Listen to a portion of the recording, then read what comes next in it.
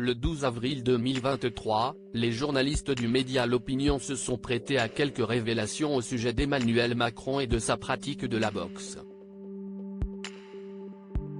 Avec également les informations du journaliste Ludovic Vigogne, on apprend que le chef de l'État s'était blessé avant un événement clé en 2022. Chahuté à plusieurs reprises lors de son déplacement aux Pays-Bas, Emmanuel Macron vit une période particulièrement délicate dans un contexte de forte tension, notamment autour de la très discutée réforme des retraites. Pour décompresser, le natif d'Amiens se réfugierait parfois dans le sport. À commencer par le football, où on l'a vu à plusieurs reprises, et notamment lors des finales de Coupe du Monde 2018 et 2022, particulièrement vibrer derrière l'équipe de France, pour des résultats certes opposés. Le mari de Brigitte Macron semble également aimer chausser les crampons lorsqu'il le peut. Mais le chef de l'État apprécierait surtout pratiquer un autre sport, plus individuel, mais particulièrement propice à la décompression, la boxe.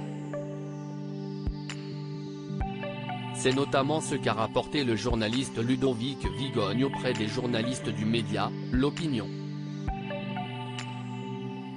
Au point de meurtrir une main qu'il faut maquiller pour la rendre présentable au sein de son ouvrage intitulé Les 100 jours, paru aux éditions Bouquin, le journaliste politique est revenu sur une anecdote particulièrement étonnante, et jusqu'ici passée inaperçue au sujet d'Emmanuel Macron et de la pratique de la boxe. On apprend en effet que l'ancien ministre de l'économie, de l'industrie et du numérique passait les derniers jours avant le débat de l'entre-deux tours à parfaire sa technique de boxe.